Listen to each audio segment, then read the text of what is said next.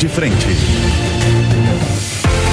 Olá, eu sou Elaine Keller e a gente está começando mais uma edição do Linha de Frente aqui na Jovem Pan News. Eu agradeço a sua audiência e já apresento a mesa que estará comigo nessa edição. Vamos lá? Dr. Emerson Tawil, Dr. Magno Cal, Alessandro Negão e o meu querido amigo Mano Ferreira. É a terceira vez que estamos juntos essa semana, hein, Mano? Estamos fechando com chave de ouro, não é?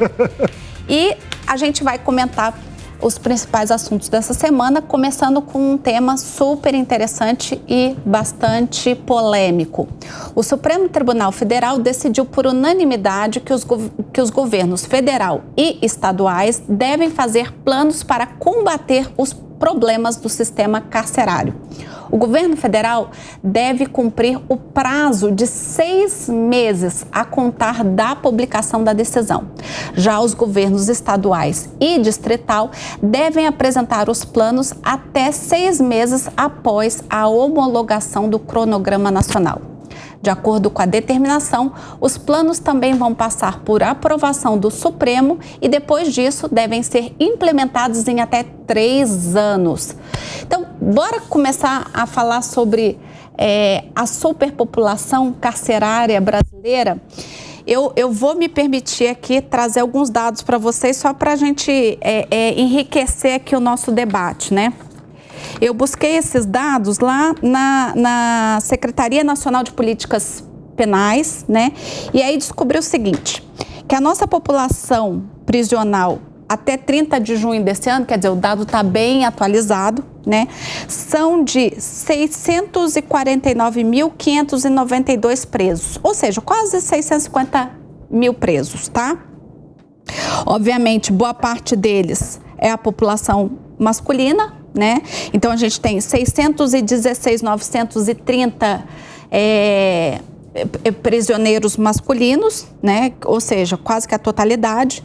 Grande parte estão no estado de São Paulo. Vejam só, quase 1/3 da população carcerária está no estado de São Paulo.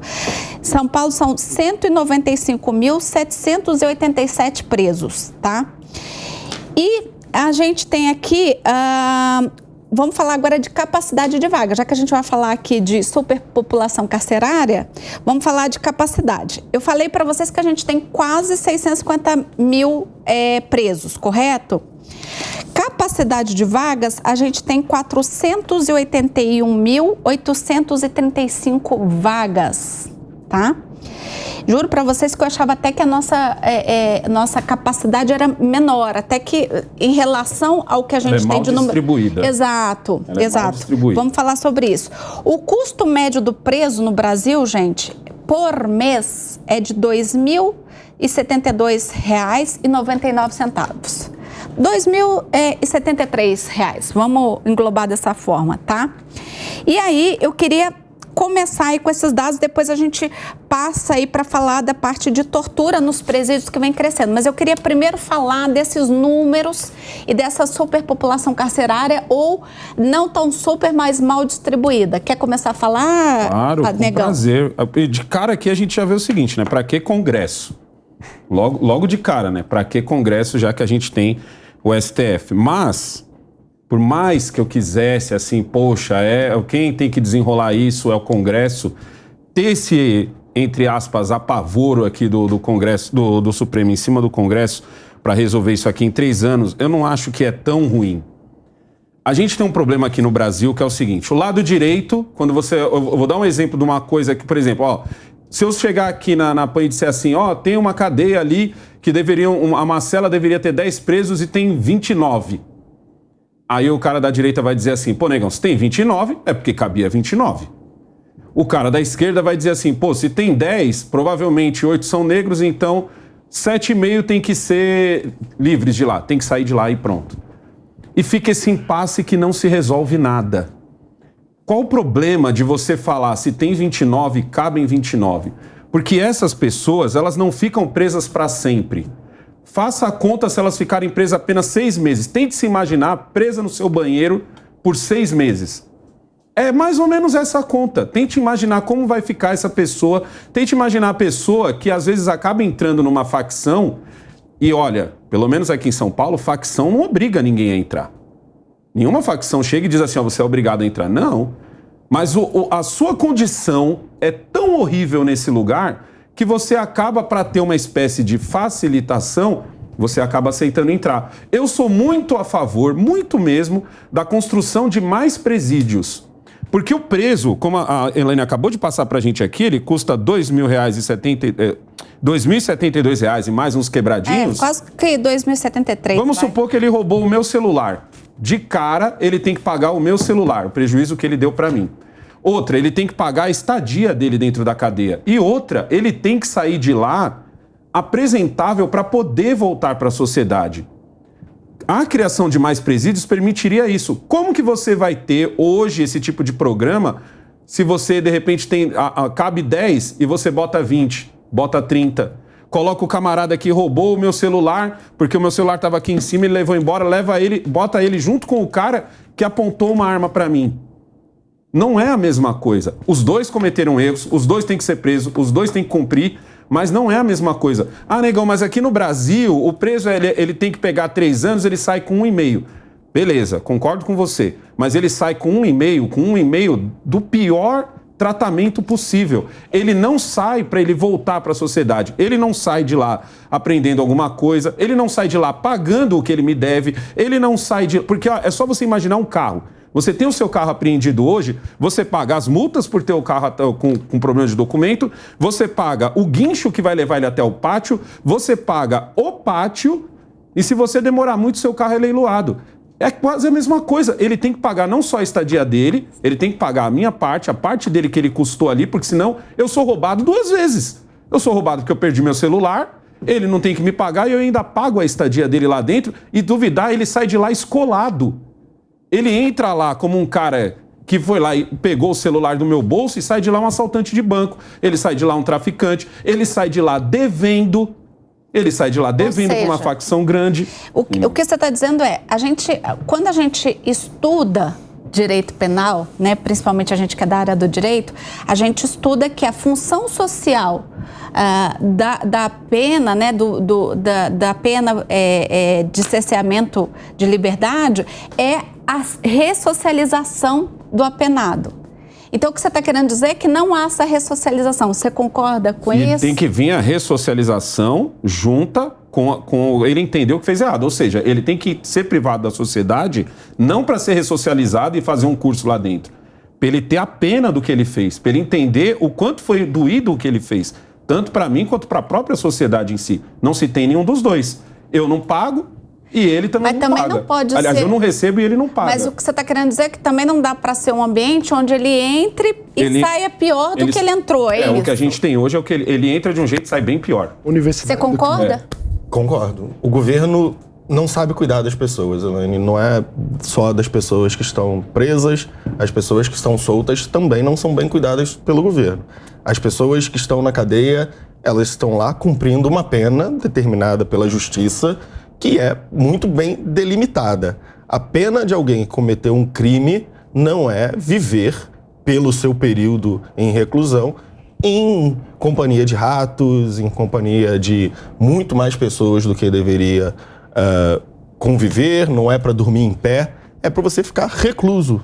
Há uma determinação de como o Estado deve cuidar das pessoas que estão apenadas. E o Estado não cumpre. Não foi o STF que inventou que os governos estaduais e o governo federal devem cuidar dos presos com alguma dignidade.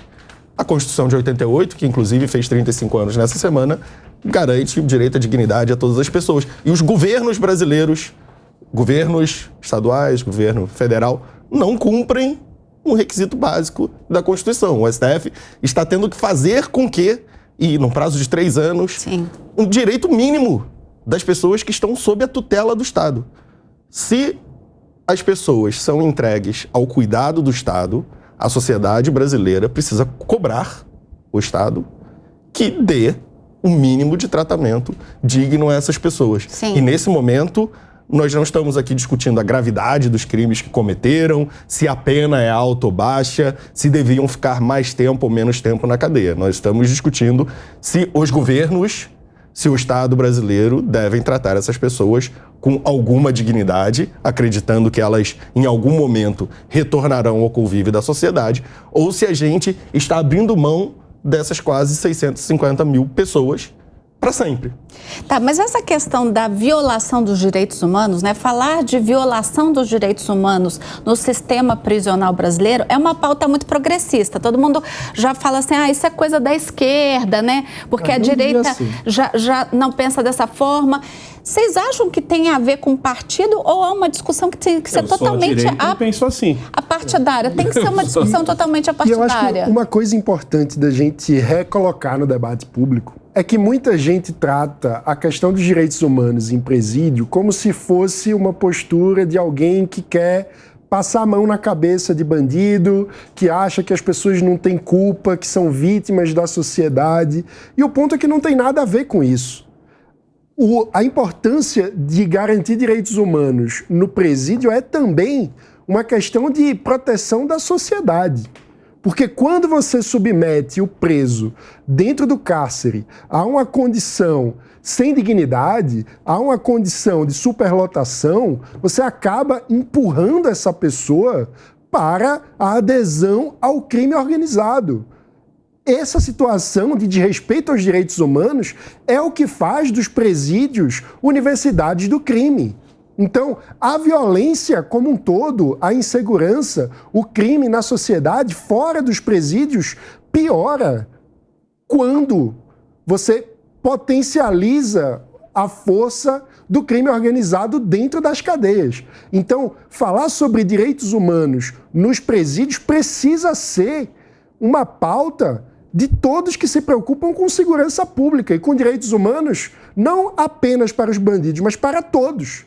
Porque quando a gente fala em direitos humanos, as pessoas ficam achando que você está falando de dar privilégio para bandido. Não, a gente está falando também de proteger a vida de quem é assassinado, de proteger a propriedade de quem é roubado. E para isso, a gente precisa ser capaz de vencer, como sociedade, o crime organizado. O crime organizado não pode ser mais eficiente que o Estado que nos representa, que a gente elege para fazer políticas públicas. Então, essa é a questão. O problema é que o debate foi capturado pela polarização de ambos os lados de uma forma distorcida, como se fosse uma questão de você acha que o bandido é vítima da sociedade ou ele deve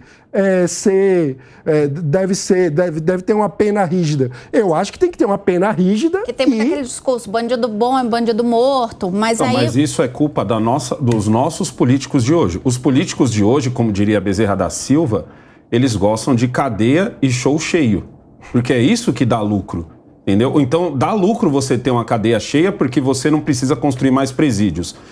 Satisfaz o ego de uma população revoltada que quando você tem o seu celular roubado, quando você tem o seu item roubado, você não quer saber da ressocialização daquela pessoa que te roubou. Você quer o que tem de pior para ela. E quando você sabe que ela está vivendo uma vida horrorosa dentro da cadeia, de alguma forma você se sente bem. Mas é o que a gente chama no comércio de lucro burro. Por quê? Porque lá na frente, e você que é de periferia sabe do que eu vou falar agora. Você sabe onde sempre tem aquele bolinho de gente que você sempre fala pro seu filho, não quero você perto daqueles meninos, e do nada você vê que um deles some. Um ou dois não tá mais aquele bolinho. E de repente, 6 meses, 7 meses, 8 meses depois, ele volta e tá ali. Por que ele volta e tá ali? Porque ele estava preso nesse meio tempo. E ele volta muito pior do que o que ele entrou. Tanto que ele nem pensa em ressocializar, porque muitas vezes ele deve. Então ele já tem que voltar. Por isso que a gente vê tanta gente de saidinha assaltando. A gente vê tanto de saidinha. A saidinha. O cara de saidinha que ele tem que visitar o pai, a mãe. Perfeito, inclusive. Exatamente. Ele volta e ele assalta. Ele não se faz esforço nenhum para que ele seja reintegrado à sociedade de novo. Eu entendo, eu já fui assaltado 8 vezes só no meu comércio. Eu entendo o ódio que se sente nessa hora. Mas, gente, vocês têm que pensar no lucro burro. Beleza, ele vai ser torturado, entre aspas, ali, porque ele tá vivendo aquela vida horrorosa, mas quando ele sair, ele vai achar que você deve para ele. Ele te assalta com a cabeça de eu paguei mais do que eu devia. Quem é de periferia entende o que eu tô falando, que sabe que daqui 8 meses, 1 ano, no Dia dos Pais, você vai ver esse cara, você vai ver esse cara no Dia dos Namorados, você vai ver esse cara no Natal, você vai ver esse cara no Novo, você vai estourando moto, não deixando você dormir. Entendeu? O povo sabe de quem eu tô falando. Doutor Emerson, eu vou lhe passar a palavra e aí eu queria até entender o seguinte. Existe, de fato, o senhor que é penalista, essa questão de só consegue trabalhar porque você tem ali a possibilidade do apenado, né, do preso, trabalhar enquanto encarcerado e descontar isso na pena, né? Existe, de fato, uma política de só consegue trabalhar quem é chegado de determinado grupo ou do diretor do presídio? Existe isso ou isso é folclore? Pois bem, primeiro porque essa intervenção do STF junto aos governos do Estado, eu acho uma coisa demasiada, até porque cada Estado tem sua peculiaridade, tem a sua geografia, tem sua parte econômica, tem sua cultura, entre outras coisas, eu acho isso, sem dúvida alguma, algo muito demasiado. E aí, como você diz, na contramão de direção, que eu vou falar até, vou contrariar um pouco aqui o Alain Negão, que ele fala que tem que ter um número maior de presídios. Eu vou divergir disso. Por qual razão a gente não investe em política pública coerente, prudente e eficaz? E porque a gente não investe na tenra idade, no aluno, na educação? Você trazendo uma educação forte, compromissada, né, com princípios morais, podemos colocar religioso, né, e até mesmo político, e isso você pode, a médio e longo prazo, trazer um resultado muito positivo para uma população e para a nação.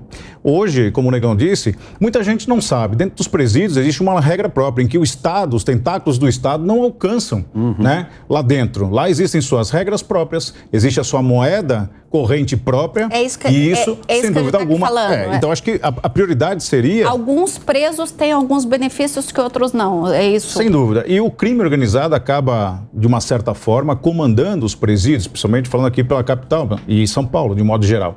E existem as regras próprias, como eu disse, porque existem aqueles que concordam plenamente em viver sobre aquele regime e outros que não concordam, mas mesmo assim existe uma tabela, uma tarifa ali a ser contribuída para o crime organizado. E veja só, aos que têm a oportunidade do trabalho, né, de poder ter a sua pena cumprida no semiaberto, se ele tem um problema de ordem toxicológica, se ele tem vício com droga e ele estiver devendo, muito provavelmente, inclusive são os crimes que a gente muitas vezes vê nas saidinhas de homicídio, latrocínio, roubo, entre outras coisas, é porque alguém do crime organizado determinou que aquele indivíduo cumprisse uma norma, inclusive se ele não cumprir, qual é a pena? Você sabe? A vida. É a vida. A vida. Então, muitas vezes, morte de policiais militares, o indivíduo que tem uma dívida junto com o crime organizado, ele recebe aquela ordem para fazer tal tarefa e missão dada é missão cumprida. Porque se ele voltar, quem morre é ele. Então, quando o Estado, né, principalmente o STF, for fazer essa intervenção, essa opinião, sugestão para o Estado, deveria voltar os olhos, porque nós temos hoje, muita gente não sabe, são cerca de 100 milhões de processos no país. Nosso sistema judiciário está inchado. Processos a gente penais, não consegue... que o senhor fala? Não, geral. Processos em geral. De modo geral. Tá. Mas o que acontece? Você pega um juiz da vara criminal, por exemplo, aqui da capital, que ele tem cerca de 15 a 20 mil processos, isso humanamente é impossível ter um controle. Sequer conseguem ler as petições. Então é quase tudo o cara crachá e cumpra-se.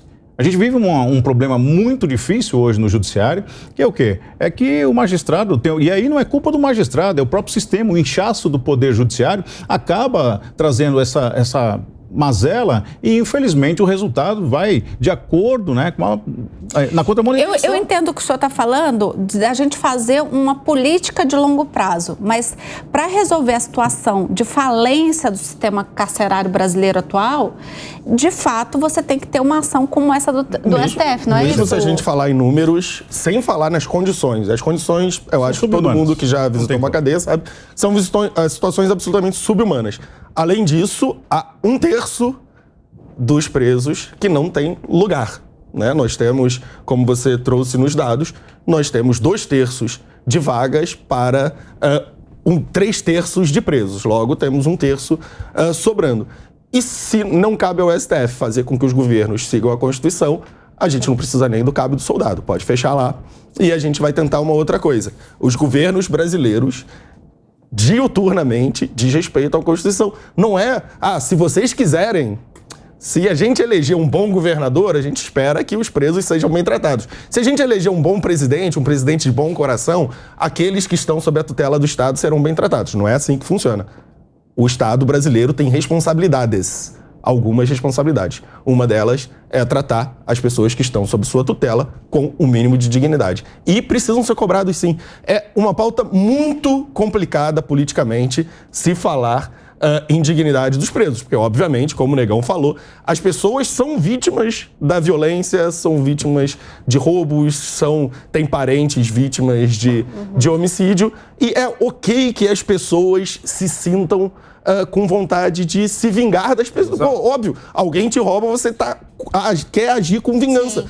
Mas o Estado é uma outra coisa. Né? O Estado não age por vingança. Quem está decidindo isso não é o cara que anda na rua. Quem está decidindo isso daqui é o cara que anda com segurança armado, é o cara que mora num condomínio lá com um muro de 6 metros de altura e arame farpado. É esse cara que está decidindo esse tipo de coisa. Tem um outro detalhe que a gente tem que olhar aqui também. 3 anos é muito pouco.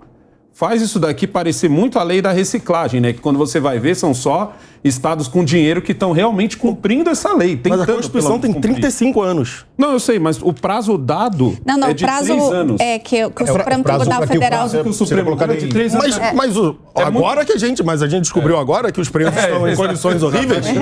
Agora que eles lembraram, não, na verdade, olha só, a Constituição garante o direito à dignidade das pessoas, então governos, por favor, tomem cuidado aí com o pessoal que está preso. É por isso que normalmente eu sou contra esse negócio do Supremo querer legislar, mas aqui pelo menos é um choque, né? Sim. Mas aí, pelo menos uma simbiose jurídico-política. E aí eu vou trazer mais um dado para os senhores. A lei tá lá. A tortura em presídios cresceu mais de 37%, segundo a Pastoral Carcerária.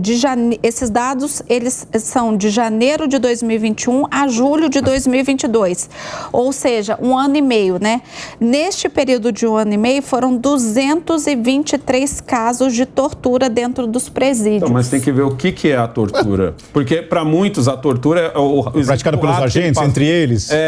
Entendeu? Mas objetivo aí. 600 mil presos e 300 casos? O número está errado. Muita gente não sabe. 310 mil são foragidos. Está errado. 600 casos. 600 casos de tortura nos presídios está errado. Temos foragidos? 310 mil.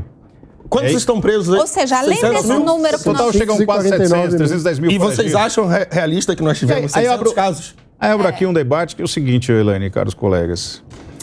Essa tortura é um dado que isso não é aceitável em nenhum lugar. Sim. Mas eu digo assim, e as vítimas desses marginais que estão cumprindo pena? E aquela vítima que teve a sua vida ceifada por conta de um celular, de uma corrente, de uma bijuteria ou algo também são protegidas mais, pela Constituição. Por qual razão eles não têm a capacidade de indenizar essa família? Porque, veja só, quem perde a vida de um parente por conta de um crime banal como esse, perde a vida, perde um parente e é algo irreparável.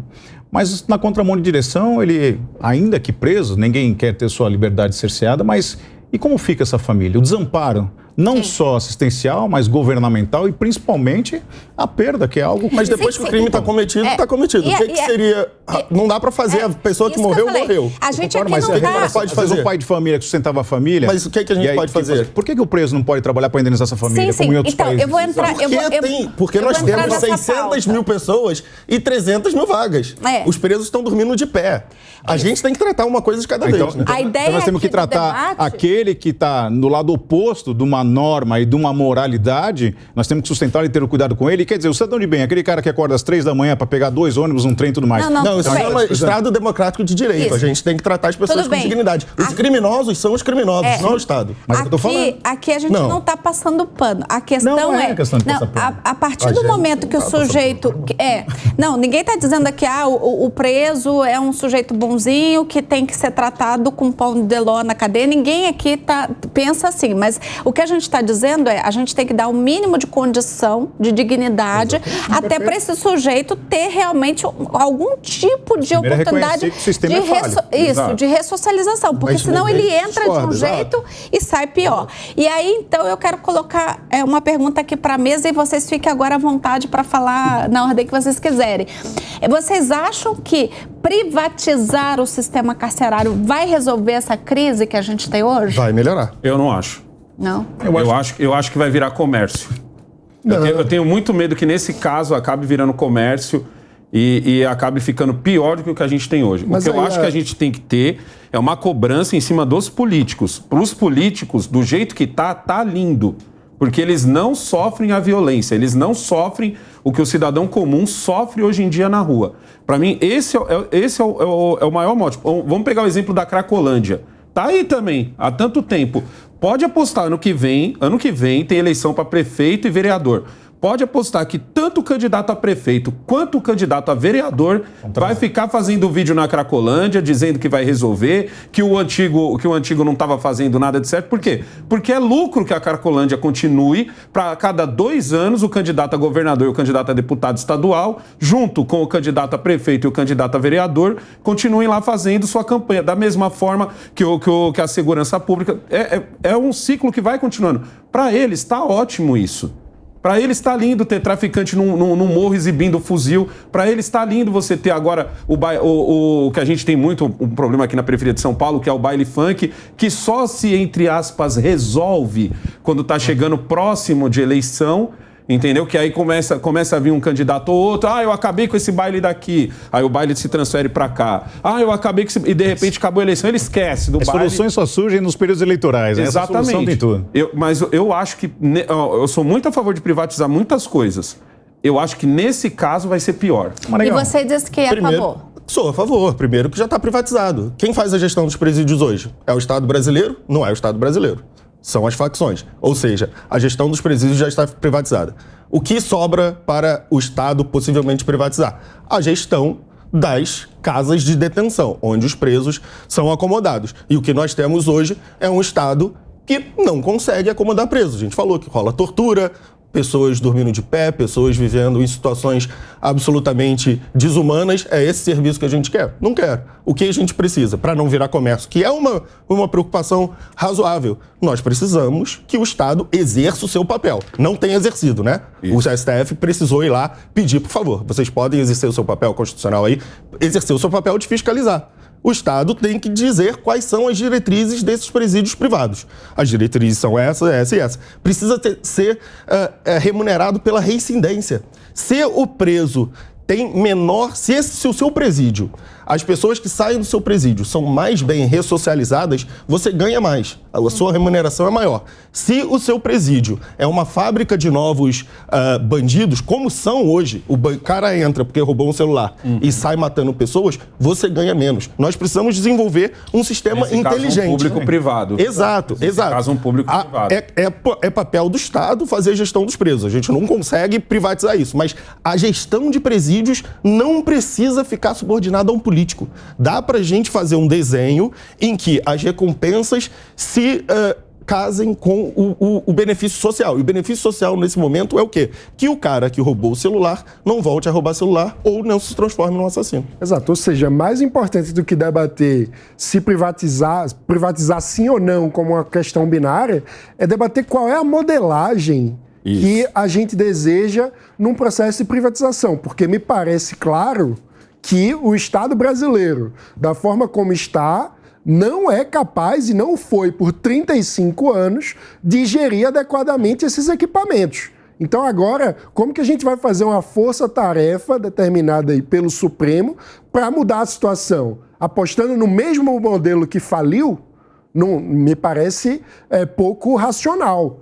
Continuar apostando em algo que não está funcionando há 35 anos. Então a gente precisa discutir um novo modelo. E aí quais são os indicadores fundamentais para a gente pensar na qualidade de um equipamento como esse. Eu acho que essa é a discussão essencial que a gente precisa fazer. Ô Magno, se me permite, eu vou divergir, porque assim, teoria e prática, nesse aspecto jurídico, podemos dizer assim, elas são muito distantes, apesar de uma ter que casar com a outra. O que acontece? Muita gente não sabe. Quem é o diretor do presídio? O diretor do presídio é um agente penitenciário que é promovido a ser o diretor daquele presídio. Como é que funciona isso? Via de regra, para um presídio manter a calma, para não virar, que é a rebelião que a gente fala, duas coisas são normas básicas para qualquer presídio manter ali a sua estabilidade. Visita íntima, liberada, né? E, infelizmente, a droga. Se não tiver esses dois fatores, a cadeia vira. E aí, veja só, o diretor do presídio, quando ele é destituído desse cargo, ele retorna a bater chave, que a gente fala, ou seja, ele volta a abrir as celas como outro agente penitenciário. E às vezes o sistema é muito mais forte do que a gente imagina. Então, muita gente, na teoria, ela é linda e maravilhosa, mas na prática ela destoa. E aí vou mais longe. Eu concordo que talvez a privatização trouxesse um resultado significativo. Só que eu digo, se o Estado, com o poder do Estado que ele tem, através dos seus agentes, do seu chefe do executivo, das suas polícias, tanto judiciária como policial militar e os agentes penitenciários, não consegue controlar o sistema prisional. Você imagina isso nas mãos de uma pessoa, né, uma empresa privada, em que a família fica suscetível a ameaças, todo tipo de violência, seja ela verbal, entre outras coisas. E aí a gente talvez, nós estamos falando de Brasil, e talvez aí tivesse um permissionismo muito maior do que é com o Estado. Então eu acho que é válido, é saudável, mas assim, a gente tem que lembrar que nós estamos no Brasil. Então isso, sem dúvida alguma, traria uma situação nefasta para o Poder Judiciário, além que o Estado tem o poder, né? Ele tem os tentáculos e mesmo assim acaba sendo ineficiente. Então você imagina isso nas mãos de uma empresa privada. Então você é contra. Então a gente quase que teve mas não é que é contra. Eu acho que a descrição que você fez me parece de uma situação de privatização mal feita ainda, né? Porque, olha, se o agente não pode trabalhar direito, porque há uma regra, há um proceder, e a regra não é a regra do Estado, é a regra da facção, já foi privatizado. Não foi privatizado por uma empresa, foi privatizado por uns bandidos. Então, nós precisamos reestatizar as cadeias, que é tirar a lei dos bandidos, tirar a lei do crime, que é a lei o quê? Tem que ter visita íntima e tem que ter droga e voltar para a lei do Estado. Então, o Estado aí já falhou e nós já privatizamos para os bandidos. Em segundo lugar, os agentes do Estado também têm família, né? O cara também está com medo. Todo mundo está com medo. É um problema, não é um problema de teoria, é um problema do desenho de uma política pública. E a política pública precisa ser desenhada com a realidade em mente. E a realidade é que o Estado brasileiro entregou a gestão das cadeias para o crime organizado. Os seus funcionários trabalham de uma forma heróica, porque eu não gostaria de ser policial prisional. Eu imagino que ninguém aqui gostaria de ser policial prisional. É uma profissão absolutamente perigosa. Nós estamos colocando os agentes do Estado em risco, nós estamos entregando a gestão dos presídios ao crime organizado e nós estamos colocando 600 mil pessoas em prédios absolutamente inabitáveis. Eu não consigo imaginar de que forma essa situação se encaixa na Constituição que completou essa semana 35 anos. Vocês acham que do Carandiru para cá nada melhorou? A gente continua com o mesmo problema? Ganhou uma roupagem diferente. Uma roupagem nova só. É uma roupagem diferente em que joga uma sujeira debaixo do tapete, coloca um artigo de perfumaria e vão tocando até onde... Não sei, isso é um colapso. Um dia vai estourar. E a gente, como você disse, o Estado é falido. Eventualmente estoura. No começo do ano tivemos rebelião no Rio Grande do Norte que causou uma situação de pânico na sociedade potiguar. O que, mais uma vez, mostra que restabelecer o controle dos presídios não é apenas uma questão de preocupação com os bandidos, é uma questão de preocupação com a segurança pública da sociedade como um todo, porque a falta de controle dentro dos presídios leva ao aumento da criminalidade e do crime organizado para todo o país. Eu vou convidar você que está nos assistindo, escreve aí no chat para nós se você é a favor ou contra a privatização do sistema carcerário brasileiro. Vamos mudar para a próxima pauta? Nessa. Vamos seguir aí quase que na mesma pegada, porque nós vamos falar sobre pensão para os filhos de mulheres que sofreram feminicídio. Nessa semana, o Senado aprovou a concessão de pensão especial a filhos dependentes de vítimas de feminicídio.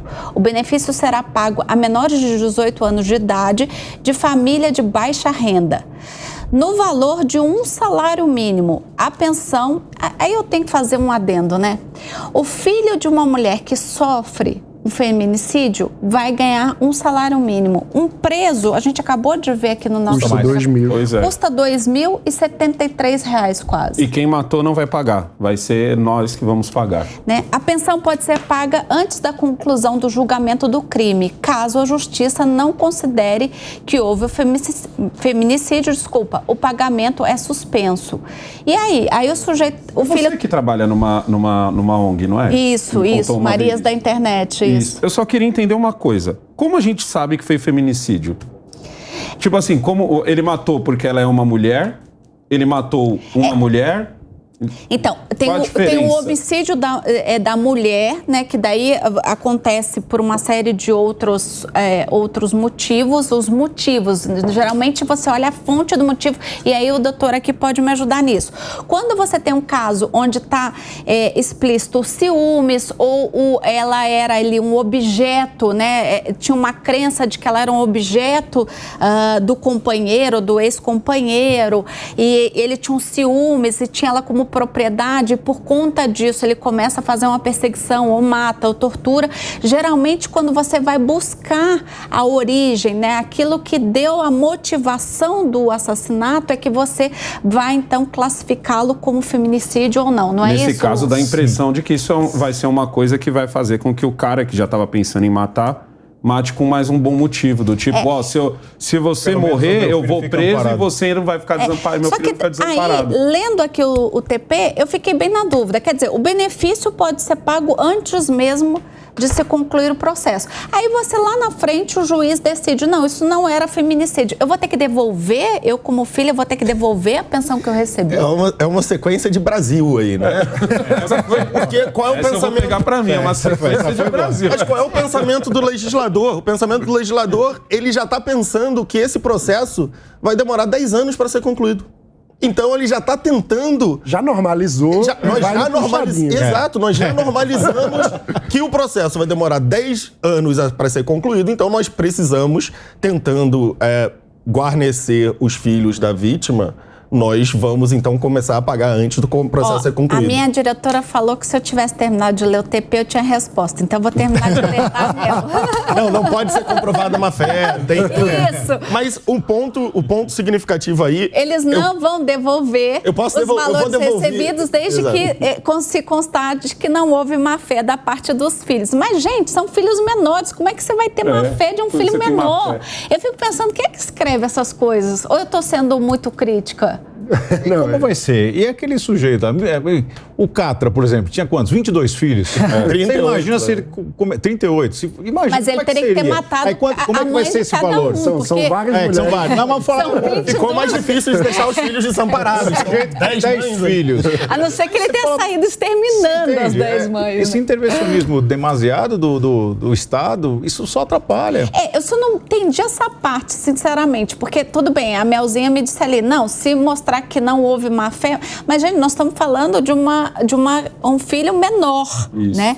Então, como é que você vai falar que um menor teve má fé? Ou seja, o responsável por ele teve má fé? Ou seja, quem ficou responsável por esse menor, né? O responsável legal é que teve a má fé. O meu medo é que isso se torne um motivo a mais, porque que nem a gente falou aqui, o cara que já está ali já abusando da mulher, que já está tratando a mulher como um objeto, e aí ele vai e comete isso, na cabeça dele vai ser assim, se você morrer, o nosso filho não vai ficar, eu vou preso, mas o nosso filho não vai ficar desamparado porque ele ainda recebe um dinheiro. E isso se torna um motivo a mais. Passa na cabeça de se um cara é doente o suficiente para relar a mão na mulher... O cara tá matando a mulher dele, pô.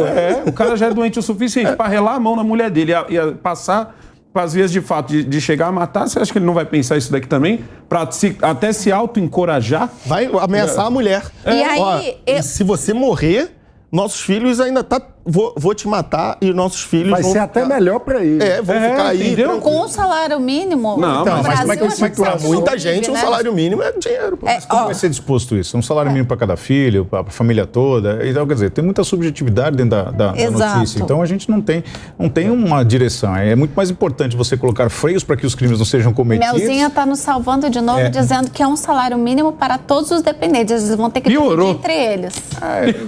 Piorou. Então é uma política assistencialista para tentar talvez fazer holofotes políticos. Eu vejo outra alternativa. E aí eu vou trazer dados, né? Porque eu sempre gosto de trazer dados. Em 2022, o ano passado, foram 1.410 casos de feminicídio. Em média, morreu uma mulher por feminicídio a cada 6 horas, tá?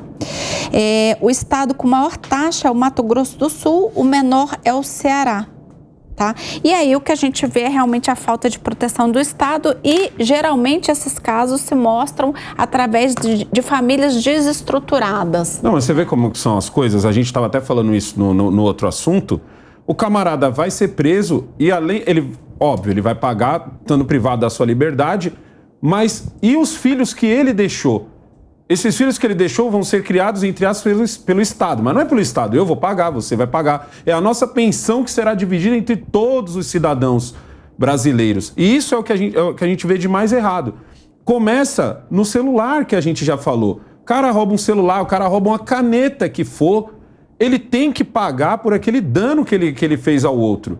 Da mesma forma que, sei lá, se eu bato em alguém, eu não tenho que pagar as cestas básicas, seria o meu jeito, o jeito do Estado de falar, a sua punição é essa para você pagar o erro que você fez. É a mesma coisa. E aqui é até pior, porque, sinceramente, pensa num sujeito doente o suficiente de achar que outro ser humano é posse dele, a ponto dele poder tirar ou não tirar a vida dele, porque isso não parte de uma hora para outra, isso vem de ameaça, vem de tortura, vem de um monte de coisa. Ele provavelmente vai usar isso de motivo, de ameaça. De falar assim, os meninos não vão perder nada, porque se você for, eles ainda ganham dinheiro do Estado ainda. Eu posso ser preso? Posso, mas você entendeu a loucura? Agora, eu queria só fazer um outro comentário com vocês. O que eu tenho percebido é que a gente tem tentado resolver depois do acontecido, né? E essa é uma crítica que eu tenho feito bastante ao Ministério da Justiça e Segurança Pública, especialmente ao ministro Flávio Dino, que tem muita coisa que está sendo feita, mas no pós, né? Por exemplo, agora, depois que morreu um monte de gente na Bahia, ele foi lá essa semana dando o subsídio de 20 milhões para o estado da Bahia. Antes, o governo brasileiro acusou o Jair Bolsonaro do que estava acontecendo no governo da Bahia. Né? Pois é. Teve esse momento também. Antes de ir lá... A carta, a culpa do Bolsonaro. Antes de ir lá, eles culparam o Bolsonaro pelo governo que é ocupado há 20 anos pelo PT. E depois eles foram lá. Pois é. No Rio de Janeiro, a gente vê ali miliciano, tráfico de drogas. Essa semana, a morte horrorosa daqueles médicos, né? Que, aliás, a gente aproveita aqui para dar as condolências às famílias, inclusive a da deputada Sâmia Bonfim, né? Lamentável que parece, até onde se apurou até o momento, que parece que eles foram mortos, executados por uma confusão, porque era similar a alguém da milícia. Quer dizer, engano, né? Por engano, a que ponto chegamos? E aí isso tudo acontecendo, você fala, depois que isso tudo, que o leite já está derramado, eu gosto de lembrar, minha mãe sempre falou isso para mim, né? Depois do leite derramado, não adianta mais chorar. E é o que nós estamos fazendo. Depois que o leite derramou, nós estamos vendo aqui pensão para filhos de vítimas de feminicídio, a gente está vendo aqui decisão para melhorar o sistema carcerário, recurso do governo federal para os estados, mas e aí? E a prevenção? E a prevenção? E assim, 20 milhões para o estado da Bahia, eu até cheguei a falar isso essa semana em alguma das mesas que eu tive debatendo.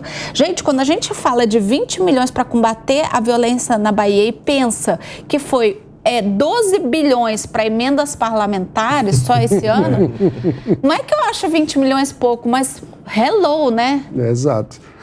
Eu diria que isso tudo é resultado da falta de projeto político dos grupos diferentes do Brasil. Quando a gente pensa, por exemplo, qual que é a proposta da esquerda brasileira para a segurança pública? Ninguém sabe responder. O que se sabe é que eles não gostam das propostas simplistas do Bolsonaro, de dar arma para a população e tal. Mas como é que você resolve? Qual foi a discussão de programa que foi feito? E aí, para sair apenas da esquerda, em que partido tem um programa para a segurança pública brasileira? Algum do Centrão? Algum da direita? Qual é o debate político concreto que nós temos feito na segurança pública para além do populismo de ou dizer que bandido bom é bandido morto ou passar a mão na cabeça e dizer que bandido é vítima da sociedade? como disse a Elaine aqui, tem outro ditado que fala assim, depois da porta arrombada que se colocam as trancas, né? Exato. O Brasil parece que é sempre a porta arrombada querendo colocar as trancas posterior.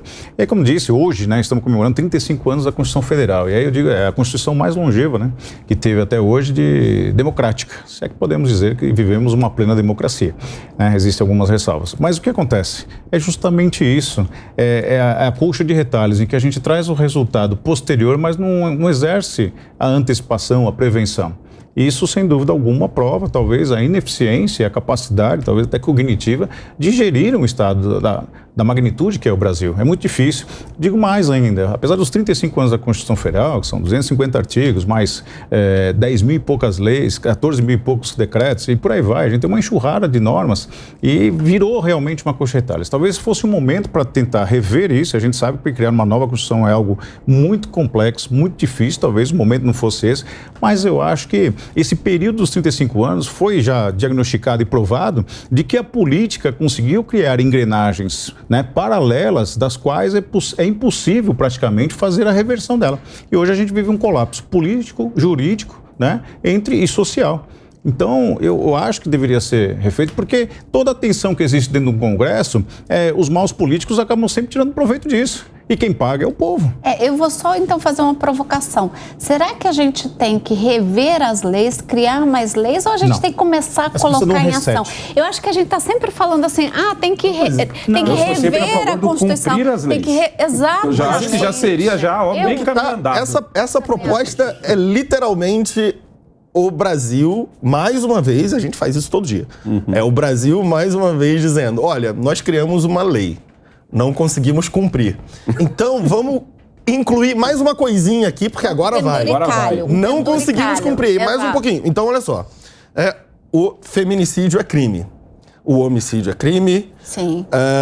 E a gente deixa as crianças órfãs. Nós não conseguimos impedir o feminicídio. Nós também não conseguimos cuidar das crianças órfãs. Então, vamos incluir mais uma lei. Então tá. Então agora mais uma lei aqui. Nós não conseguimos... Tem uns princípios básicos. A Constituição americana tem 250 anos. Não foi pela qualidade ou a má qualidade das leis... Foi promulgada com 13 artigos, salvo o melhor juízo, 21. É um livrinho assim, e hoje são 13 páginas, salvo o melhor juízo. Não mudou tanto, são princípios. O Brasil não consegue cumprir os princípios básicos. O menos é mais. Exato. É verdade. Os princípios são simples. Olha, se você matar alguém é errado, beleza. Não é tipo, mas se você matar alguém à noite é muito pior. Essa é a visão do Brasil. Não consegue cumprir a lei que matar alguém é errado. Então vamos fazer mais duro se matar alguém à noite. Vamos fazer mais duro se matar de madrugada. E nós vamos fazendo puxadinho. A democracia filosófica prejudica, né? Porque na essência você consegue talvez ter um formato muito mais fácil de você conseguir resolver determinado problema. Mas quando você abre esse leque, a filosofia, sem dúvida alguma, ela é de importância suma, principalmente para a parte do direito. Para nós é algo que faz você expandir o conhecimento, cultura e tudo mais. Mas prejudica, de certa forma. Você tem uma enxurrada de leis, mas nenhuma tem eficácia. Nós não temos a capacidade de agentes, não temos logística, não temos, enfim, efetividade. Sim, é um prejuízo enorme isso para a população brasileira. Tudo bem que é um benefício e louvável, né, que se pense aí nos órfãos dessas mães, mas antes disso a gente tem que pensar como evitar que esse feminicídio aconteça, né? A gente tem um número horroroso, a cada 6 horas uma mulher morre de feminicídio, isso é muito sério. E do ponto de vista das crianças, a gente precisa pensar na situação dos órfãos como um todo, né? Porque se uma mãe, um pai morre num acidente, a criança precisa de amparo da mesma forma, então... Cadê o a forma pelas quais a mãe morreu talvez seja menos importante do que a vida dos órfãos que ficaram, né? Então, mas de novo, é mais um puxadinho, né? Uma boa forma da gente prevenir seria a pena ser feita de verdade, do cara pensar, para falar assim, se isso acontecer, o doutor vai até me ajudar, porque ele é policial também. Os assaltos a banco diminuíram. Foi, né? Os assaltos a banco diminuíram porque aumentaram as penas. Então o ladrão pensava assim, vou assaltar um banco, vamos para carga.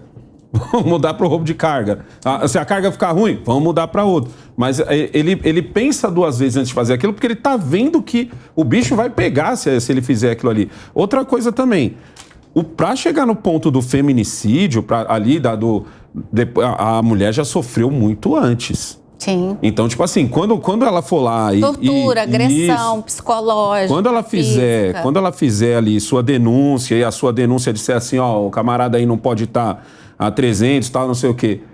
E ela for lá e denunciar, porque o cara tá lá batendo na porta da casa dela, ou seja, ele está a 10 metros dela, essa denúncia tem que ser levada à frente e ele já tem que cumprir pena ali.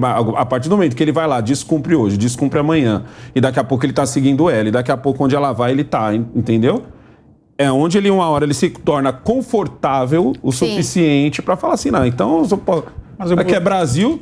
Vou chamar a atenção, né, para um fator, depois das mudanças da lei, principalmente voltada para a mulher, o índice de crimes tem aumentado vertiginosamente, principalmente de uma forma usada de maneira errada. Principalmente o casal em que a mulher quer se separar, ela acaba fazendo moeda de troca, certo tipo de ameaça. Existem até casos, inclusive, O senhor está querendo dizer que a mulher é culpada? Não é de maneira alguma isso. É que, infelizmente, é o ser humano. Eu estou falando que depois que tiveram as mudanças da lei, por exemplo, o crime de estupro de vulnerável, ele aumentou assim de uma escalada incrível.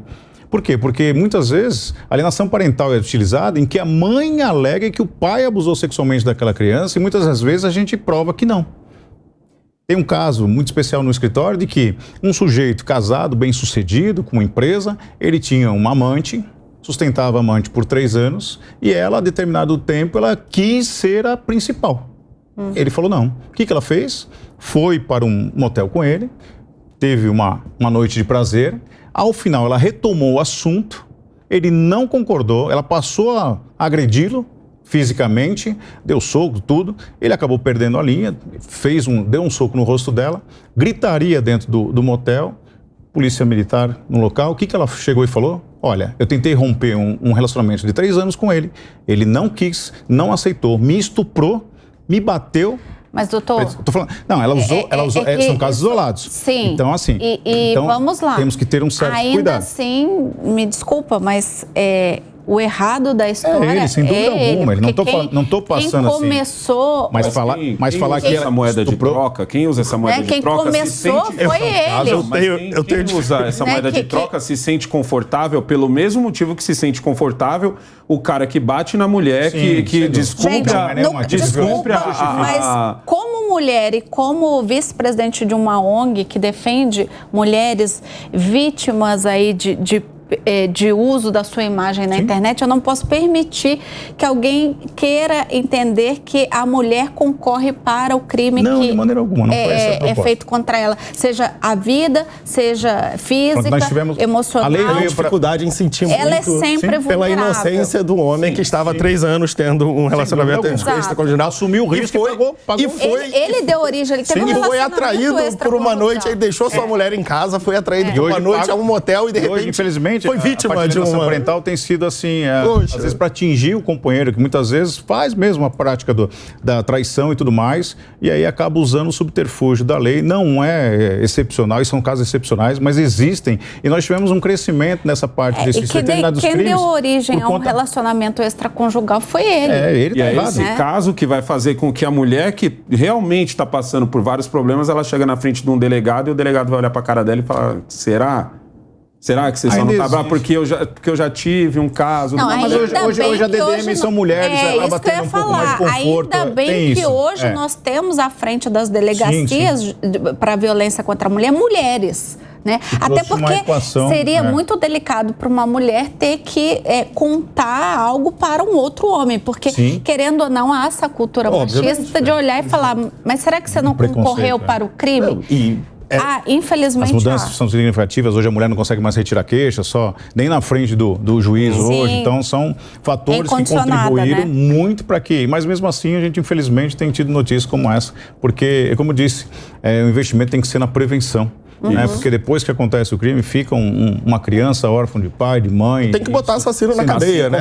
A denúncia falsa tem que ser bem pesada a pena para quem faz uma denúncia falsa. E fazer a outra coisa que o brasileiro faz do puxadinho também é aumentar a pena para crimes pelos quais a gente não está prendendo muita gente, né? Então a gente fica aí querendo aumentar a pena aumentar a pena para assassinatos. Beleza, mas qual é o percentual de assassinos presos, julgados e colocados... Cumprindo pena. pegos, julgados e cumprindo pena. É muito baixo. Então, de novo, né? A gente tenta fazer a coisa mais complexa, que é, ao final da linha, a gente aumenta a pena. Mas, beleza, a gente está cumprindo os mandados de prisão? Não estamos.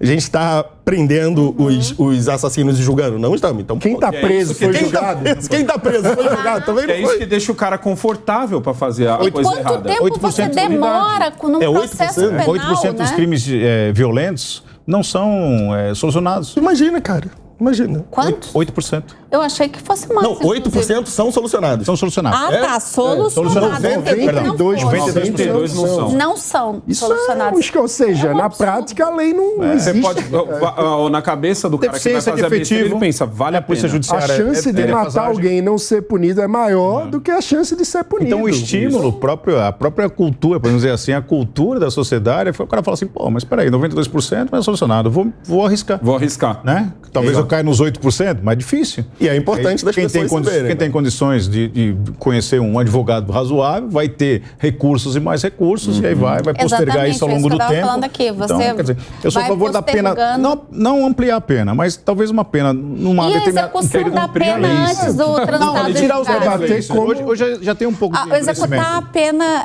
antes do trânsito em julgado, o senhor é a favor? Não sou. Por qual razão? Porque e aí a gente vai abrir aqui talvez 2, 3 programas de casos em que inocentes foram presos. Sim. Infelizmente. E Mas isso aí acontece. não é a exceção? Não, Aí é aquela não é história, exceção, né? mas ainda assim é um número significativo. Você colocar um preso enclausurado é algo assim, é inaceitável. Uma pessoa inocente preso, um dia, não tem indenização que supra aquele isso eu perrengue aí, concordo. viver ali naquele submundo, sobre as regras das quais o Estado não consegue alcançar. Então é muito delicado. Mas- Tanto é que a lei, né, o direito penal fala que, na dúvida, é melhor um culpado solto do que inocente. Mas o trânsito em julgado deve ser onde? Qual o momento do Não, trânsito em julgado? Essa é a quando questão. você Aí nós vamos pro coloca- puxadinho brasileiro. Então, mas essa é muda-se outra a lei. questão. Muda a lei. A lei é clara. A lei, existem recursos. Só o trânsito em julgado. O que é o trânsito em julgado? O trânsito em julgado é quando não cabe mais nenhum recurso. Então mudem a lei, mudem o Código de Processo Penal. Não vamos fazer coxa de retalhos, porque a lei é clara, né? Como diz, a regra é clara. Então a gente está fazendo mais um puxadinho. Então, se é a favor, mudem a lei. Porque se está lá, trânsito em julgado é quando não couber mais nenhum recurso, aí sim a pena é considerada finalizada. Então seria o Supremo Tribunal Federal. Sim, depende se do caso, subir pode ser até no Supremo Tribunal Federal ou pode ser no STJ. Quanto custa chegar um caso até E lá? se chegar até lá? Depende muito. Pro acusado. Muito caro, né?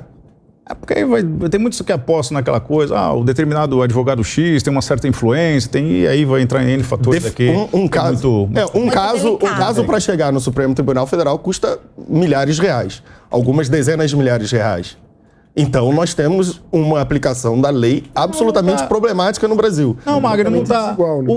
Não é? Chegar ao STF não significa, não está atrelado a um valor pecuniário. Está atrelado à capacidade do advogado saber manejar os recursos até que chegue no STF. Mas Ou seja, é mais caro. proporcionalmente Quer dizer, um advogado caro. é um bom advogado. Pra custa gente- bastante. Não chega. Só para a gente fechar aqui o primeiro bloco, a gente tratou sobre o sistema carcerário brasileiro e também sobre a pensão para filhos que tiveram aí, que ficaram órfãos e as mães foram vítimas de feminicídio. Alguém quer fechar, dar mais alguma fala aí final, uma mensagem final sobre o tema? Eu acho que a grande questão é como fazer com que o Estado brasileiro tenha eficiência para cumprir o que está na lei. Porque a gente falou aqui sobre diversas questões que, basicamente, o Estado não consegue entregar o que, em tese, foi desenhado na legislação. Então, eu acho que a grande discussão é como dar eficiência ao Estado. Mesmo cobrando 40% do PIB brasileiro em impostos. Exato. Exato. Não é falta de dinheiro.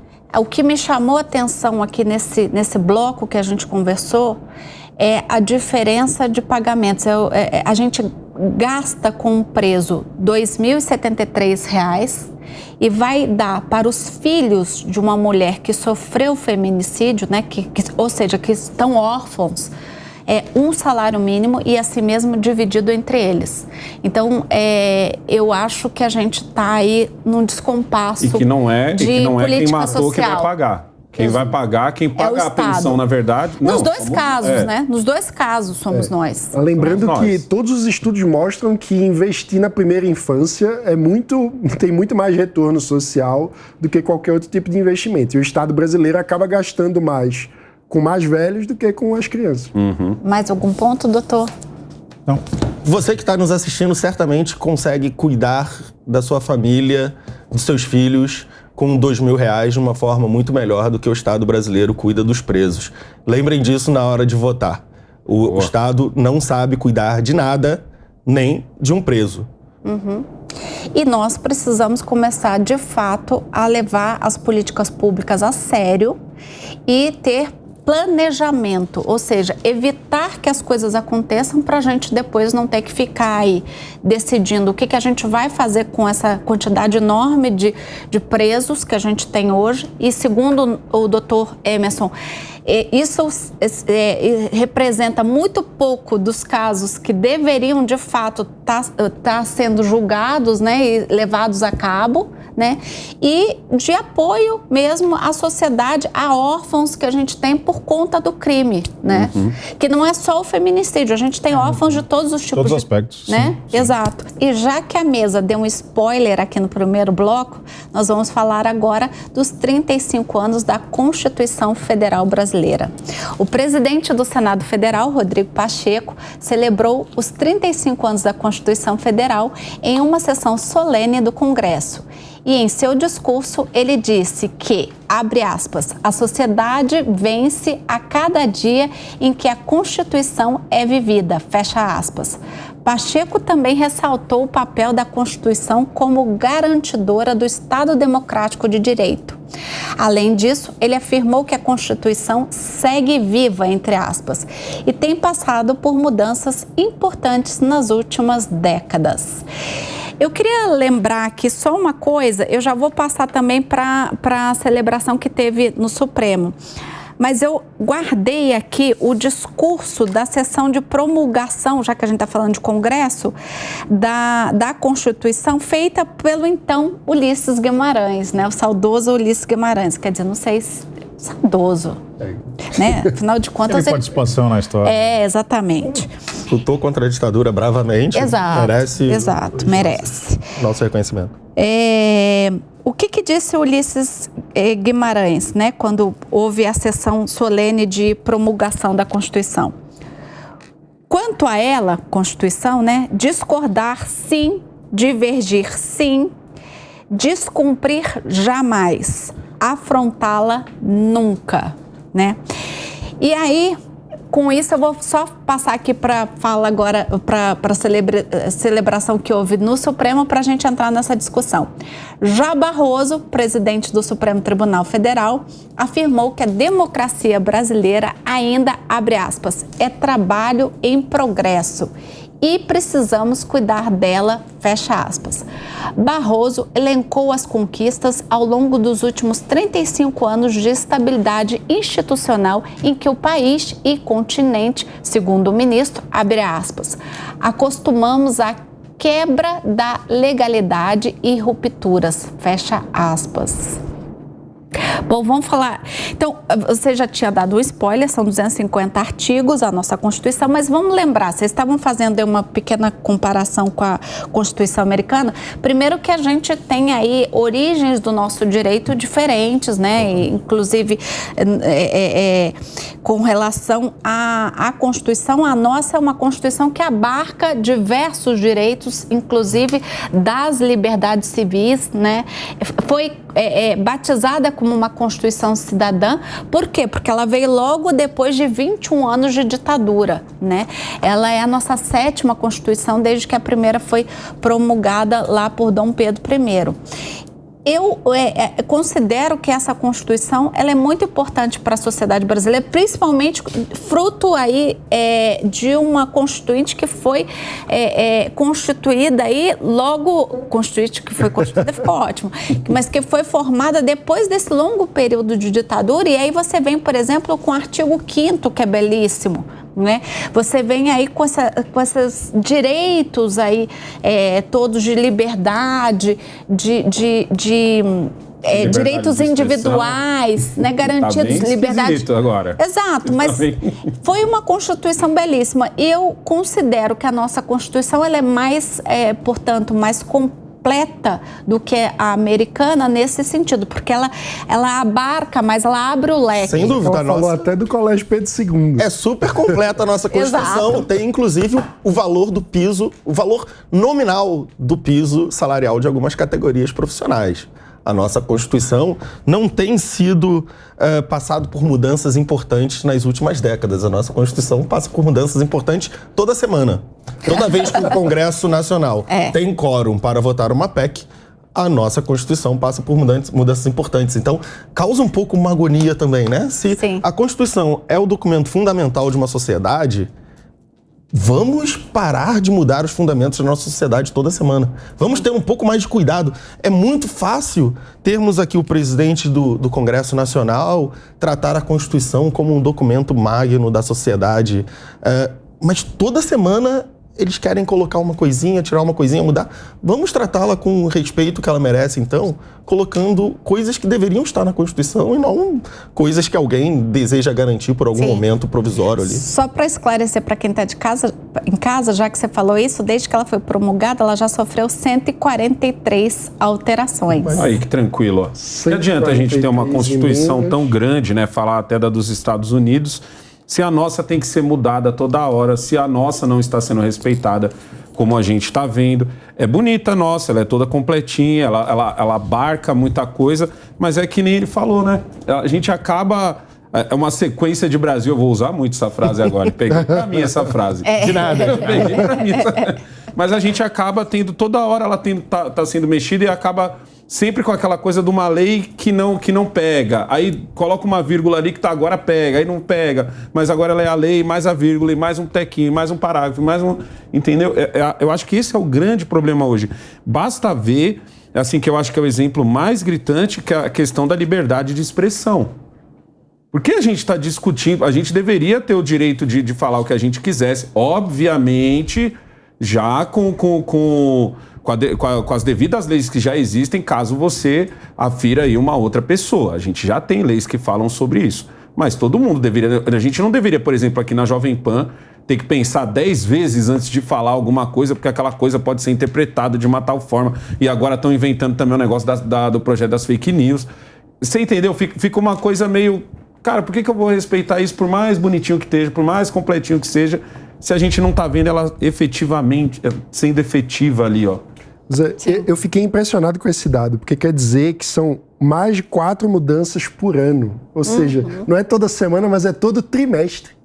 Então, se a gente fizesse um planejamento, qualquer empresa faz seus planejamentos, tem metas trimestrais e tal, a gente não consegue ter os fundamentos básicos que constituem a nossa sociedade estáveis por mais de 3 meses. Isso é assustador quando a gente pensa para o quanto isso é um efeito dominó para um dos grandes problemas para a prosperidade do Brasil, que é a insegurança jurídica. Começa na nossa própria Constituição. Sim. Então, os puxadinhos que estão sendo feitos nela, né?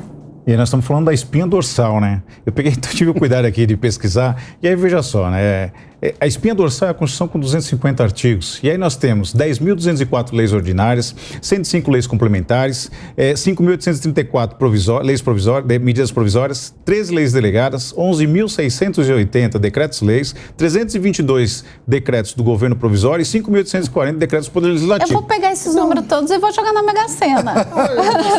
Então, nós estamos falando só da espinha dorsal, que é a Constituição Federal. E aí vou pegar o gancho aqui do meu amigo Mano, que a Constituição lá de Ulisses Guimarães, apesar de uma forma figurada, ela não é a mesma desse que a gente comemora há 35 anos. Por qual razão? Lá naquela ocasião, os opositores conseguiam sentar à mesma mesa, divergir, como ele diz mesmo no próprio texto dele, e chegar a um denominador comum, que era o quê? Era o interesse do povo. Hoje parece que a gente criou isso foi repelido, em que os opositores não conseguem sentar à mesma mesa, e isso é muito saudável para a política, quando você diverge de palavras, de entendimentos, mas o epicentro de tudo tem que ser o interesse comum, da coletividade, do povo, aquele que detém o poder, né? A própria Constituição vai compilar isso, vai determinar que quem emana do povo o poder. E ele, através dos seus representantes, coloca lá o pessoal no Congresso Nacional, e aí a gente vê esse malabarismo jurídico, político, partidário, e infelizmente a coletividade tem ficado de lado. Mas lá no primeiro bloco, quando você deu um spoiler que a gente ia falar disso, você disse que é a favor de uma nova constituinte para uma Assembleia Constituinte para uma nova Constituição, é isso? Por qual motivo? Não é questão de ser uma nova Constituição, mas acho que a gente precisa rever os conceitos que hoje estão. Porque a gente não consegue, parece que é o cachorro correndo atrás do rabo. Medidas talvez simples para nós, estamos aqui desse lado, mas sem dúvida alguma a pressão política é muito maior do que a gente possa imaginar. Quem está sentado lá numa cadeira no Congresso, existem pressões de todos os tipos, né? Talvez o homem, né, o epicentro ali que a gente diz, que é o governo federal, a figura do presidente da República, o quanto esse sujeito não sofre pressões. Interesses de bancadas diversas, favoráveis e tudo. E como eu disse, as tensões no Congresso Nacional acabam sendo motivo para alguns maus políticos de aproveitamento. Então, tem espada de Damocles na cabeça. Aí todo mundo está unido. Então, é o que eu digo assim, acho que era preciso ou a PEC da anistia, né? Aí todo mundo se une. Aí tudo vento em popa. Então, acho que era um momento, talvez, de repensarmos aí se não tinha necessidade de, talvez, uma nova Constituição, ou até mesmo mudar esse formato que hoje está, porque eu não consigo enxergar uma mudança significativa, a esperança... Mas nós temos hoje um Congresso preparado, né, com maturidade para fazer uma nova Constituição? Essa é uma pergunta que eu faço. São vários, nunca tivemos e jamais teremos. É difícil. A Constituição brasileira, um amigo meu diz que a Constituição brasileira não é um livro, ele é um periódico. Nos outros países é um livro que você publica e o livro está lá. No Brasil é como um jornal. Todo dia você tem que ter um novo para você conseguir seguir. E se não tivéssemos o quórum qualificado para mudanças constitucionais, 3/5 das duas casas em 2 turnos, nós teríamos literalmente uma nova emenda constitucional todos os dias, porque nós temos uma cultura na política brasileira que uma política só é séria, uma política pública só é séria, só há comprometimento com a política pública, ela só está assegurada se nós colocarmos a política pública na Constituição. E aí nós ficamos infinitamente produzindo novas constituições. Todos os dias nós precisamos de novas constituições, porque as pessoas só se sentem seguras no Congresso Nacional, por meio dos seus representantes, a sociedade só se sente segura quando a sua demanda é constitucionalizada. Desconstitucionalizar coisas é muito impopular no Brasil, porque as pessoas acreditam que é uma perda de direito. Você tirar da Constituição e só colocar na legislação, a pessoa que é beneficiada por aquela política pública sente com a perda de direitos. Então, nós temos uma cultura tão estranha na política que a Constituição é o marco de que uma lei vai pegar, de que nós estamos levando isso a sério. E aí nós ficamos infinitamente reescrevendo a Constituição para qualquer demanda. Qualquer demanda. Não há demanda desimportante o bastante no país para a gente dizer, olha, eu acho que o lugar dessa demanda não é a Constituição. O que tem gerado uma grande insegurança jurídica. A gente vive uma insegurança jurídica, né? A gente vive uma insegurança pública, porque a gente não tem segurança pública, e a gente vive uma insegurança jurídica porque a gente não tem segurança jurídica, não é isso? Exato. E isso é uma das grandes barreiras para o crescimento econômico, para a prosperidade. A gente precisa ter capacidade de prever um mínimo de estabilidade de quais são as regras do jogo, o que é que tá valendo numa disputa, né? Então, na hora de tomar uma decisão de investimento, eu preciso saber qual é a regra que vai valer para o meu negócio. Senão, como o Uber. O Uber agora tendo que pagar R$1 bilhão de reais numa multa trabalhista. Quantas empresas do mundo todo olham para isso e dizem, eu não posso investir nesse país, é uma loucura, eu posso acabar falindo, tendo que pagar uma fortuna por uma decisão judicial completamente imprevisível. Ou seja, eu acho que um ponto fundamental, se a gente quiser avançar como país, é a gente fazer uma grande lipoaspiração constitucional. Mais uma para a gente pegar. A gente cobra muito o STF, né? Que a gente fala, não, mas o STF, o papel dele, eles guardam a Constituição. E aí eles têm que interpretar a Constituição. Mas se toda hora você está mexendo, Sim. Então você está Não, abrindo mas eles uma nova... mesmo mexem, você tá né? abri... Então Vamos você está lembrar abrindo que uma o nova, próprio cada hora uma nova STF porta, né? É um formato paralelo, né? Você mantém a espinha dorsal intacta, quase intacta, e você vai fazendo medidas paliativas que ela não está no reflexo da própria Constituição. E isso, sem dúvida alguma, é prejudicial. Esse volume de leis que a gente tem, a gente acaba não tendo o quê? A eficácia. Então, isso é muito... Mas só para fechar, quem é a favor de uma nova Constituição? Não uma nova, eu sou a favor de uma lipo. Uma lipo, adorei. Começar do zero é muito complicado. Imaginar uma nova interpretação.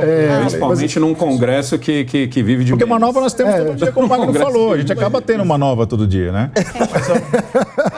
A gente Ou a cada- reformando a Constituição diariamente. Então, Porque, Lá olha, atrás a gente tinha um pessoal preparado. Hoje eu olho assim pro Congresso e falo, vixe... Então, é isso aí que eu vai tava ter que rolar falando. uns memes. Lá vai ter que- atrás o Constituição pessoal de 88 colocou é a a mesma taxa de de hoje, né? juros na mas talvez Constituição. seja porque o tempo faz com que a gente veja o passado com melhores olhos. A Constituinte A gente foi uma bagunça romantiza danada. o passado, é isso? A gente romantiza o passado de várias formas. A Constituinte foi uma bagunça. Há diversos bons livros a respeito do processo constitucional. Tem um chamado 1988, que, se não me engano, é do jornalista Luiz Macluf Carvalho, não é isso? É um ótimo livro, porque são só relatos de pessoas que estavam envolvidas no processo da Constituinte, e era uma zona. E eles mesmos dizem, olha, a gente não sabia, várias coisas improvisadas. Imagina, a Constituição brasileira, é importante que a gente se lembre, não importa se for a Constituição de 88, de 1998 ou uma de 2024, ela seguirá sendo a Constituição brasileira. E a gente precisa melhorar o Brasil para a gente conseguir ter uma Constituição melhor. Se a gente Ela é tivesse um uma Constituição reflexo hoje- da nossa sociedade. Exato. É como as pessoas falam do parlamento. Olha, é que o parlamento é o pior parlamento de todos. Olha, como que o parlamento apareceu lá? Pô, o brasileiro votando nos piores políticos de todos. Então, a gente precisa fazer... É de Uma novo. meia-culpa, A gente né? se preocupa Quem muito colocou com o lá fim, né? Nós foi... temos essa foi mania de a gente transmitir mesmo a responsabilidade. E aí, na verdade, os grandes culpados somos nós. Sim, a gente colocou eles lá pelo voto. Porque uma maneira, até a gente é conduzido de uma maneira muito subliminar e induzido muitas vezes, e a gente acaba, sem dúvida alguma, Transferindo a responsabilidade. O brasileiro sempre espera o Santo Salvador. Ele deposita toda a fé nele no Santo Salvador, mas ele não faz a parte dele. Exato. Então, talvez esse também seja o maior problema do povo brasileiro. Né? A gente precisa enxergar, né? Olhar de frente o espelho e enxergar que o grande culpado disso, ninguém consegue votar 20 mil vezes, 1000 vezes em si mesmo. Então, precisamos deixar essa parcimônia de lado e correr atrás dos nossos interesses, porque quando lá eles estão, muito dificilmente eles olham para trás e olham para nós. Bom, já que a gente está falando disso, vamos falar de reeleição? Vamos lá. Porque já que a coisa está muito monótona, agora, então, o Congresso decidiu, Agora vai aquecer. né, a tratar da reeleição.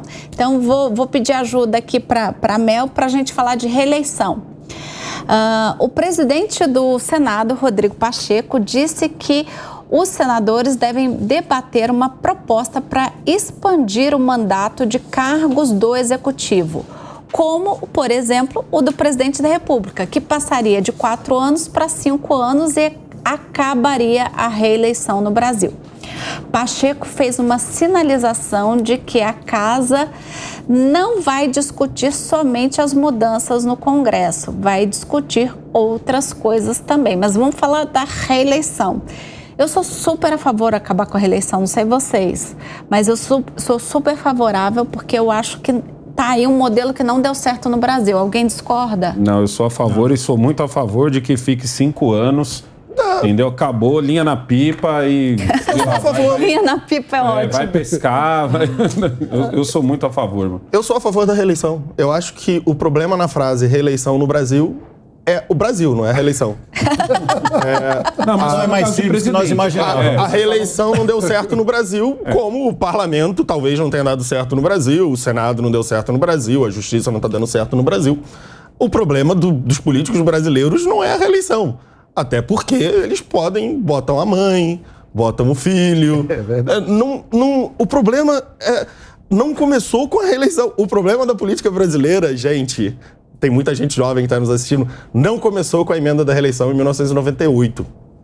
A gente já estava um pouco perdido ali no caminho. Não vai mudar o Brasil acabar com a reeleição. O que vai mudar é a pessoa. Então beleza, a gente tira o político A, coloca o político B, que é indicado pelo político A. Mas ainda assim ele precisa de voto. Ou seja, o outro tem que fazer um bom mandato. E transmitir não é tão simples, mas porque centralizar, né? O reeleito também precisa de voto. Então, mas quando você se reelege, você pode pegar ali o seu final, meio do penúltimo ano e o último ano para pesar só na reeleição, fazendo aquelas políticas muito eleitoreiras. Eu acho que sem a reeleição fica mais complicado você fazer isso, porque você vai ter que transferir aquilo para o próximo cara. Então, é mais lucro você deixar é que assim, a gente está falando em presidente, né? É mais lucro você deixar o país... Cargos do executivo, mas aí o presidente... Governador e prefeito. Exato, acabaria a reeleição para todos, inclusive o presidente. É mais fácil você deixar redondinho para poder convencer o público a votar naquele cara que vai te substituir, do que você como reeleito, você pode dane-se, você arregaça as contas e não está nem aí para aparecer, para usar mais da maquiagem. Eu acho que esse debate é uma armadilha. Uma armadilha que está baseada naquele nosso vício de olhar centralizado no poder. Ou seja, a gente olha como se o presidente da República fosse ser a solução dos problemas institucionais, da cultura ou do Brasil, né? Para citar o Magno. Como se não existisse deputado e senador, né? Às vezes a gente fala como se não existisse. E aí eu acho que o ponto é, como que a gente pode democratizar o nosso sistema democrático? Como democratizar os partidos políticos, os lugares onde os políticos se agregam para disputar votos. A gente fala sobre a ausência de projetos partidários. Como que a gente pode começar a mudar isso? Na minha visão, é muito mais importante do que discutir a reeleição para cargos do Executivo, a gente discutir a governança dos partidos. E eu acho que seria possível ter uma agenda muito básica de construção de consenso nesse sentido. Por exemplo, todo mundo concorda que é um absurdo ter nepotismo no setor público. Os partidos recebem dinheiro público e, no entanto, tem nepotismo nos cargos de direção partidária. Todo mundo concorda em ter limites à reeleição, como já há, para cargos no Executivo. Não há limites para a reeleição de dirigentes partidários. A maioria dos partidos brasileiros tem o mesmo presidente há décadas. Então... São donos, praticamente. São donos de partido. Então, se a gente quer melhorar o sistema político, eu acho que é muito mais importante a gente olhar para as estruturas que estão mais próximas das pessoas. Porque alguém que quer ser candidato a vereador, ele não vai conversar com o prefeito que está disputando a reeleição. Ele vai conversar com o dirigente partidário, municipal. E se a porta está fechada para a participação política e os partidos estão isolados da sociedade, a gente não vai transformar a cultura política. A gente não vai ter, de fato, uma participação da sociedade nos processos de discussão de projeto de cidade, estado e país. Então, eu acho que isso seria, do ponto de vista do sistema político brasileiro, uma mudança muito mais substantiva do que a reeleição para o Executivo. Vocês não acham que essa história da reeleição, esse modelo, o sujeito, quando ele é reeleito, o segundo mandato dele, ele fica meio que... Cansado. Exato, toca meio que... A não ser que... Sabe, meio... Não tem inovação, não tem mudança, até porque ele já sabe que ele não vai se reeleger novamente. O segundo mandato do presidente Fernando Henrique Cardoso foi muito frutífero em relação a inovações. A lei de responsabilidade fiscal, por exemplo, foi fruto do segundo mandato de Fernando Henrique Cardoso. O segundo mandato de Lula foi utilizado para que uma política absolutamente obscura, que jamais tinha ocupado qualquer cargo eletivo e que tinha sido içada do Ministério das Minas e Energia para a Casa Civil, chamada Mãe do PAC, acabasse por ser eleita com a influência de Lula. Num país sem reeleição, Lula teria elegido Dilma Rousseff de qualquer forma. Me digam aí como que acabar com a reeleição melhoraria a qualidade média dos nossos políticos. Eu não consigo ver isso. Não. Podiam acabar com a reeleição e também falar assim, como nos Estados Unidos, né? Quando o sujeito chegasse ao cargo máximo, ele nunca mais pudesse concorrer a nada. Mas depois de ser reeleito, né? Depois de ser reeleito. Mas eu digo, tirando a reeleição. Né? E aí, por que a gente não traz esse formato também para o Legislativo? né, em que você dá uma oxigenação, você coloca um período máximo para que aquele sujeito possa se reeleger e a gente, consequentemente, pudesse dar uma oxigenação para que o mais não fosse do menos. Então, mas é delicado, aqui é Brasil, como disse, eles vão acabar se reinventando e isso é muito delicado. A verdade é que o Congresso está debatendo a questão de um mandato para o STF, né, para a Suprema Corte, para o Judiciário. Também é um puxadinho. E agora está querendo debater a questão da possibilidade de não haver mais a reeleição para os cargos executivos. E a casa mesmo legislativo, eles não estão mexendo. O que o Rodrigo Pacheco tem a dizer sobre os senadores cujos suplentes são seus filhos, esposas ou mães? O que o Rodrigo Pacheco tem a dizer dos senadores que ficam 7 anos no mandato sem ter recebido um único voto, caso o titular vire governador, ministro, secretário, morra? Acho que são questões concernentes ao Senado Federal que também têm a ver com a qualidade da nossa política. Nós temos muitos suplentes de senadores que ninguém sabe quem é e não receberam nenhum voto em exercício de mandato. Essa seria... Vamos acabar com os suplentes de senadores? Vamos começar de baixo, né? Antes de a gente mudar a eleição para presidente da República, vamos ver aí o Rodrigo Pacheco na sua própria casa legislativa. Vamos falar sobre os suplentes de senadores, que, aliás, com as novas mudanças sendo propostas na mini-reforma eleitoral, poderão financiar as campanhas dos cabeças de chapa. Então, imagina o Negão quer ser candidato ao Senado, mas não tem grana para voto nele. Gostei da ideia. Não tem grana para financiar a sua campanha ao Senado. Mas ele conhece um cara muito rico, que não tem tanta popularidade ao voto como ele, que pode ser o seu suplente. E aí você fala pro cara, olha, você financia a nossa campanha aqui, com o seu próprio patrimônio, e se eu for eleito senador, eu te prometo que eu vou concorrer à prefeitura, ao governo do estado e à prefeitura. Se eu ganhar uma dessas, você assume o mandato, de graça. Sem precisar de um voto, você assume, você vai virar senador. Imagina os incentivos perversos que a gente está colocando no sistema com isso. Então, acho que o sistema político brasileiro tem várias formas de mudar isso. Pacheco não olhar isso, lembra uma frase que minha mãe falava, que é macaco só olha pro rabo dos outros. Olha pro seu. Acho que ferreiro, como é que é? Casa de ferreiro, espeto de pau. Pessoal, a conversa tá boa, muito boa, e é uma pena. Aliás, já é o segundo final de semana que eu peço aqui para a direção da PAN, aumenta mais 30 minutinhos, porque a hora que a gente esquenta as turbinas, eu tenho que dar tchau, eu tenho que me despedir. Queria muito agradecer a vocês e desejar a todos que estão nos assistindo um excelente final de semana. Que essa semana se inicie de uma forma muito abençoada, com muita paz, muita saúde, boas notícias, tá bom? Obrigada pela sua audiência. Jovem Pan, jornalismo independente. A opinião dos nossos comentaristas não reflete necessariamente a opinião do Grupo Jovem Pan de Comunicação. Realização Jovem Pan News.